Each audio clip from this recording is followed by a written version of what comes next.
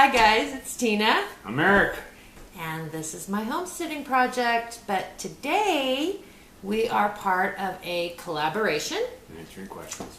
That was started by goforgreenliving, and it started on July 5th with Dirtpatcheaven. And if you haven't been following along, or if you've missed some, or if this is your first one, I'll go ahead and put a list in the description box below to let you catch up on everybody and see all the people who have contributed. So how it works is person does a video, asks 2 questions of the person who's doing the next video, and it just goes on and on from there. And then we'll ask 2 questions at the end of ours for the next contestant. They're hard questions. They're hard questions. Homesteaders versus preppers. So we'll answer our 2 questions, and then we'll give our 2 bits about.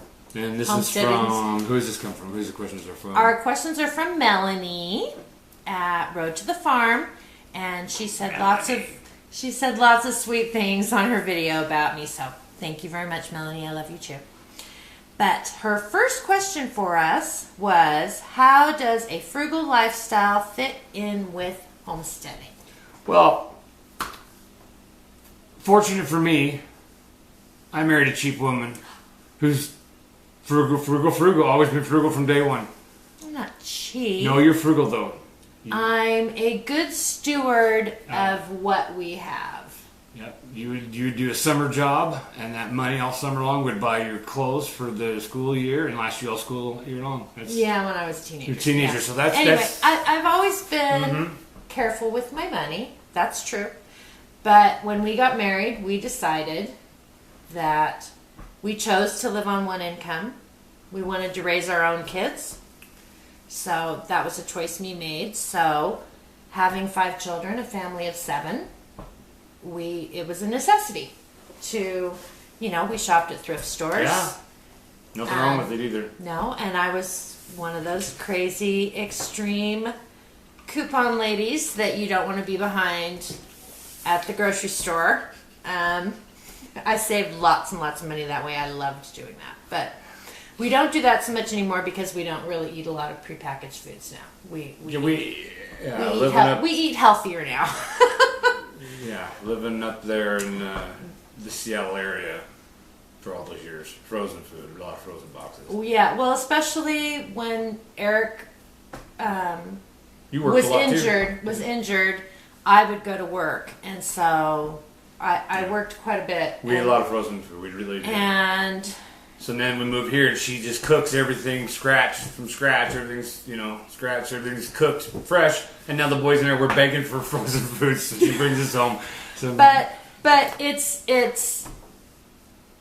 been easy to be frugal, and I think being frugal and being a homesteader goes hand in hand, because I think homesteaders are just really resourceful. Mm-hmm. When we got here to this property, all that was here pretty much was the house. So we had to build the infrastructure ourselves, and being on a fixed income, we are on a budget. We save for things that we need that cost a little bit more money, but we pretty much stick to our budget. So we didn't have a lot of excess money to buy a barn or buy, big buildings and stuff. So we had to build them ourselves, and we pretty much built them for free. Yeah, all that lumber that was here, all lumber that was here was a blessing. Yes, there was lumber here when we got here, and a lot of it's made from free pallets that we've gotten. I keep an eye out on Craigslist. We watch businesses, the side of the road, the middle of the road. You got lumber out of the middle of the road one day. Yeah. Anywhere we can get free. It's kind of fun, really. Free materials. It is. To be able to... I come home. Yeah, look what I got. Free. Yeah, more pallets to stack up. But they come in handy. They really have. Really, really come in handy. So, it really does go hand in hand. Because not only are you frugal that way, I mean, it really does save you money. If you buy a $3 package of seeds and you plant your tomatoes and you save the seeds from your tomatoes for the next year, $3, and you have tomatoes for the rest of your life. So. And we're looking to build a greenhouse, and Yes. Which is just, yes, which can we do will that, probably you guys build, can do that. Wow. Which we will probably build out of a lot of recycled materials too. So, you know, there's lots of ways that homesteaders are frugal.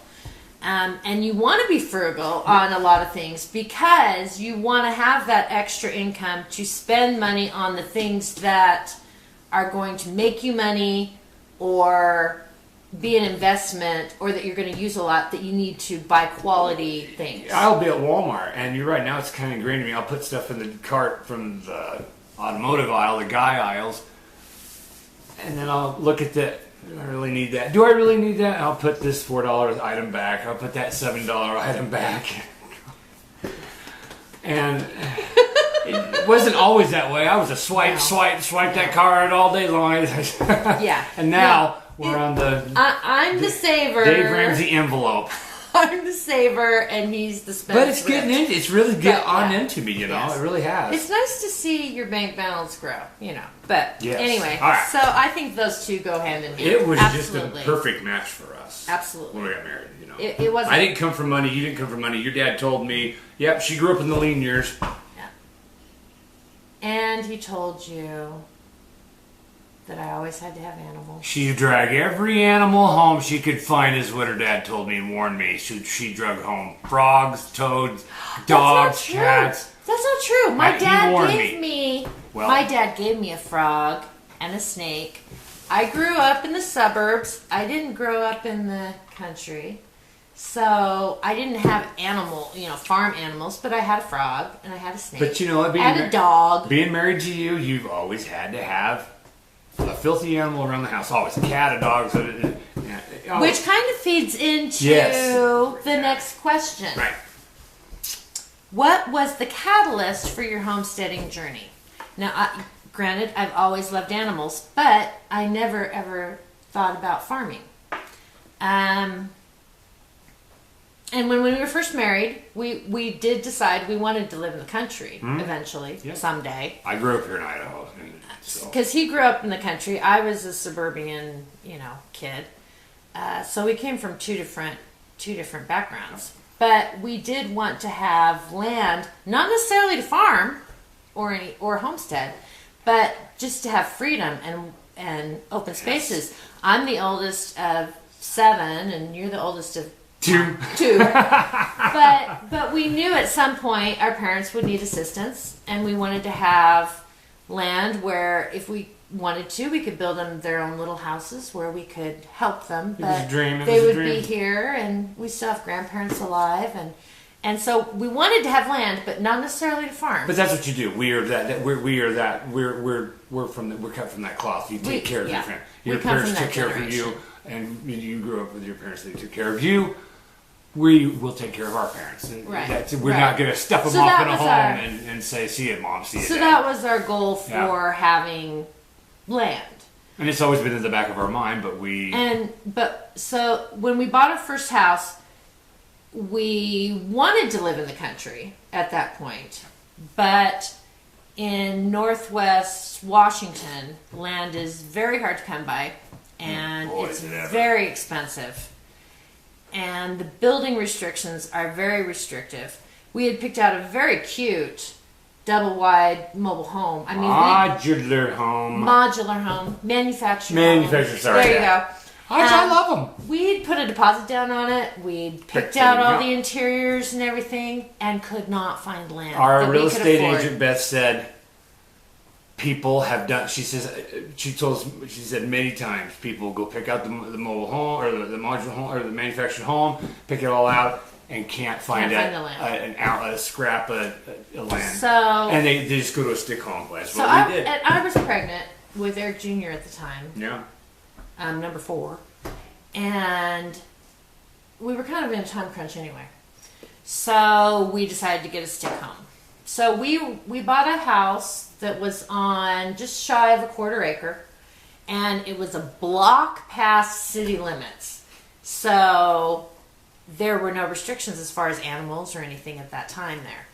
So we did get that house, and we ended up getting chickens. Yeah, we cut down some trees. The gateway animals cut down some trees in the backyard and built a chicken coop that looked like a playhouse It was very cute. Oh, yes. It was very cute. I want a window in the front, and she painted it yellow, and... It was very cute. But we had chickens, ducks, rabbits. They were pets. They weren't for meat. We had raised vegetable gardens. We even did rain catchment. We even had our rain barrels to water the garden. In Washington, that's Seattle. Wow, it's not too hard. That's not too hard. But if I even had to water, I mean, I hardly had to water anyway because we got enough moisture. But we had some fruit trees. We had blackberry bushes that grew wild along the back. Yeah. Right before we left, I planted some raspberries. We had blueberries. So we had kind of what we called a little farmette. We built a shed in the backyard to keep everything in, and we painted it red and white, like a barn. It was our barn. It's tall. It was 10 by 10 by 10. It was huge. Yeah, it was huge. But it was a lot of fun. And that was kind of what got us started. That was when I started reading up on animals. You've read, looking back, for 25 years of marriage in August, you read animal books, farming recipes, just country life really is all you've really kind of read, is all the magazines you really read. Pretty much. And cooking from scratch and raising animals and gardening and building structures and coops and all kinds of stuff. So that was kind of where we got the bug. Well, I got the bug for it. I just go with the flow. Go with the flow. Don't just say yes, dear. So the homesteading thing, I admit it, the homesteading thing is pretty much my thing. Which is fine. I'm loving it too, What the Queen wants. Then we moved from that place to pretty much it was a tiny home. But we owned it. Yeah, we still own it. Our son lives there now. But it was probably less than 300 square feet. Yeah, we did that. And the four of us lived there. And it was right after you lost your leg. Yeah, I'm missing a leg. So, one-legged farmer. We only lived there 6 months. Yeah. And then Eric was on the phone with his dad. Yep. And after he got off the phone, he made the comment that it'd be nice if his dad was going in for another knee, another total knee, surgery. And I said, I got phone with my dad. I just said it'd be kind of nice to be close to them or something like that. Next thing you know, she's looking at rentals, and within a week we were approved. And 27 days later, 1,000 miles later, boom, here we are in Idaho. Yeah. And And it was only fair because I dropped. We've lived near my family pretty much our whole marriage. Yeah, I left Idaho when I was in 1988. Went to Seattle and met a girl, had 5 kids, and here we're back. But that's the callus. Was the luges in the leg, and then I think that is. And we were just and the dream. Were ready for it. Yeah. Dream for yeah. Yeah, we were ready for a change, and oh boy.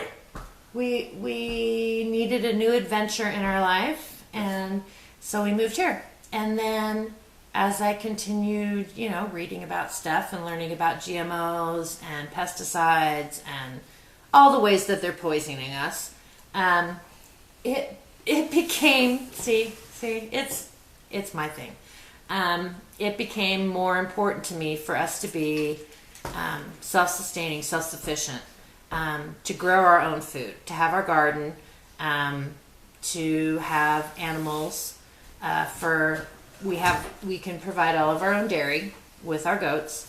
We love meat our animals. And since homesteading, since this is kind of my thing, and I do probably the majority. I mean, the boys help me with heavy lifting and stuff, feeding and watering and stuff. Yeah, but chores. right now we have small meat animals. We have quail, we have chickens, and we have ducks. And we hope eventually to Eric's chicken. Yeah. I prefer the ducks, but Eric Jr. likes the chickens, so we have chickens still. I can't stand chickens. But anyway, we hope to get some meat rabbits. And sheep. We've got sheep. We've got a connection here. We know people. We're getting to know people. No, we know we've got we know people with with a sheep connection. So we're hoping for some sheep, and maybe. And then you can spin your wool on your yeah. You spin it. Yeah. You clean it, then you spin it, and then you make socks, stuff, hats, gloves. But anyway, so Tina the catalyst.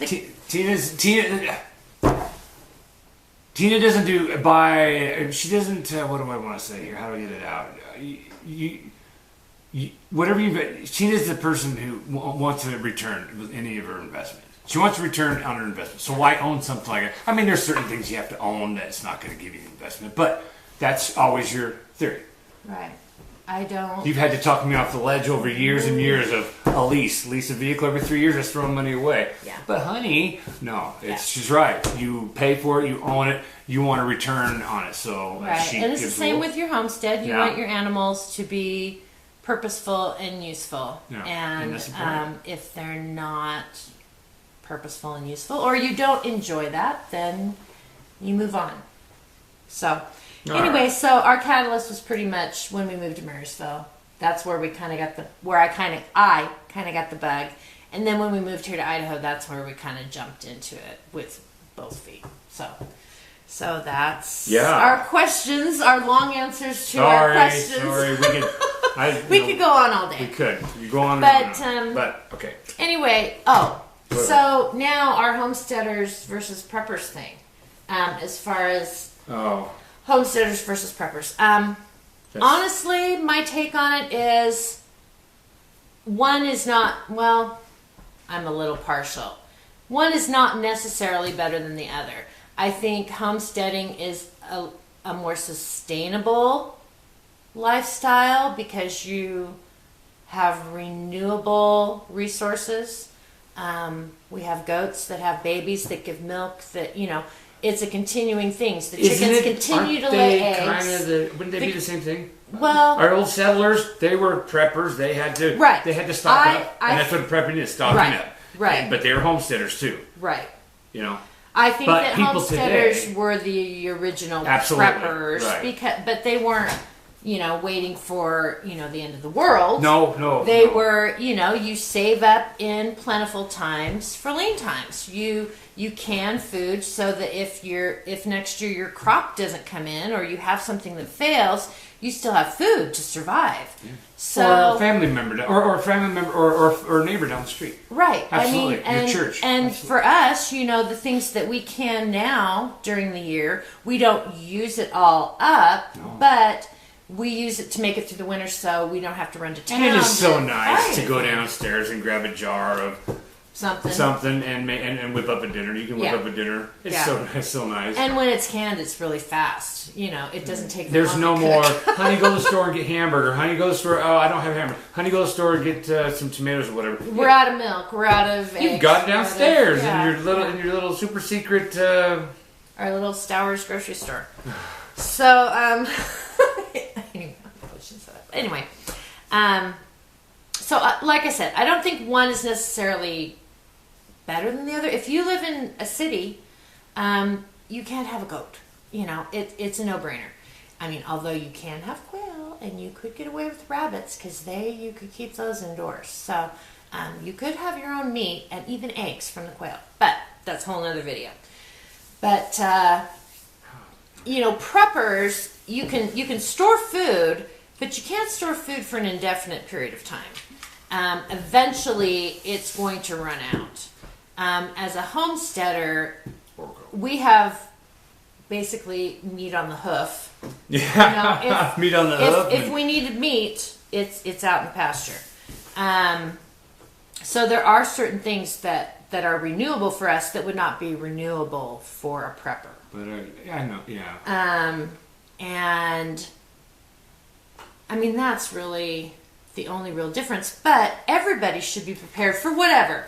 Losing a job, or you slip in the bathtub and you rack your back and you can't work for 6 weeks. You can brush your teeth and bend over and your back goes out for 6 weeks and sciatic nerve crack. It happens. I've had it happen to me. So And if your back's out, how are you going to go to the grocery store? You know, it would be nice to have food storage. So our food storage has really helped us.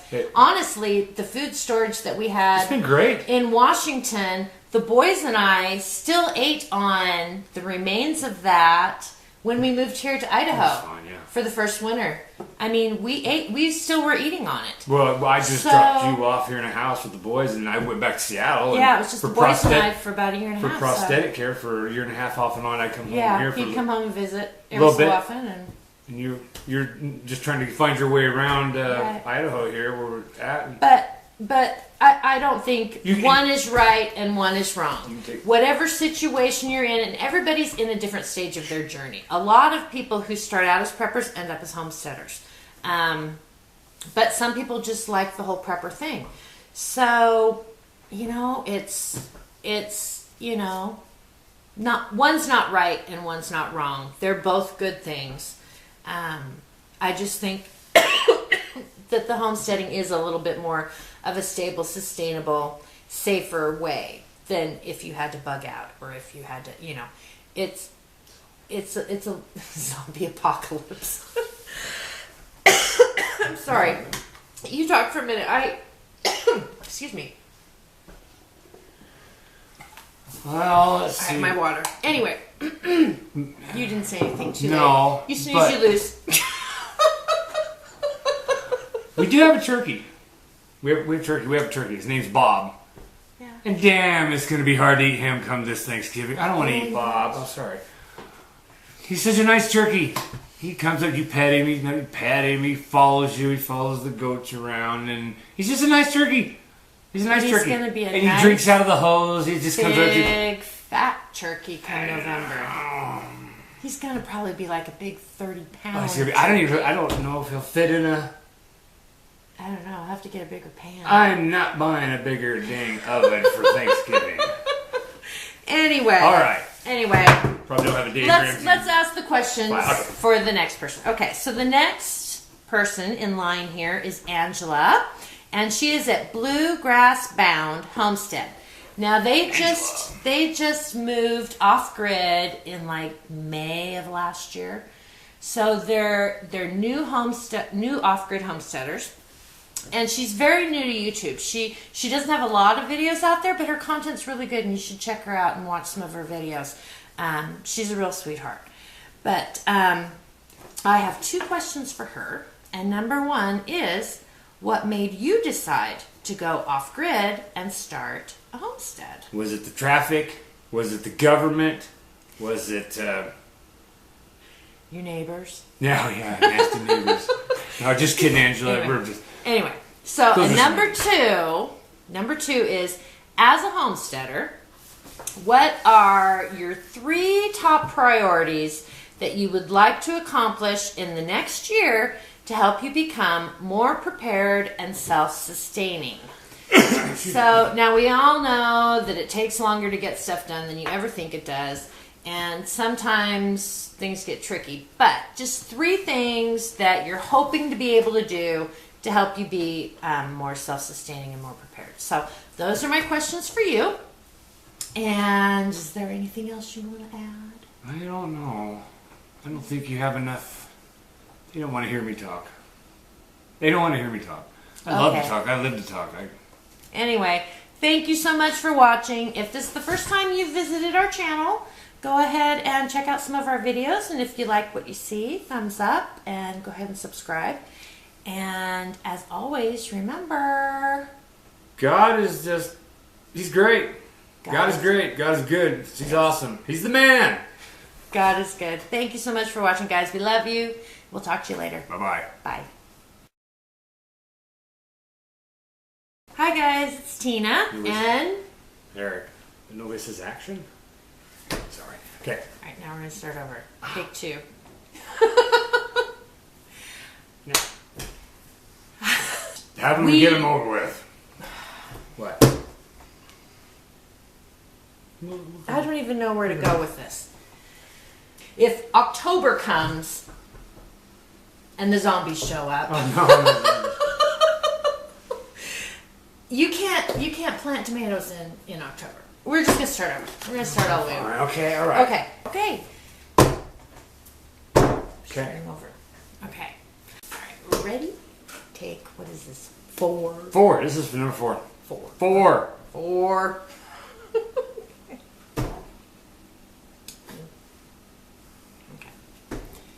And we're out. Cut. Okay.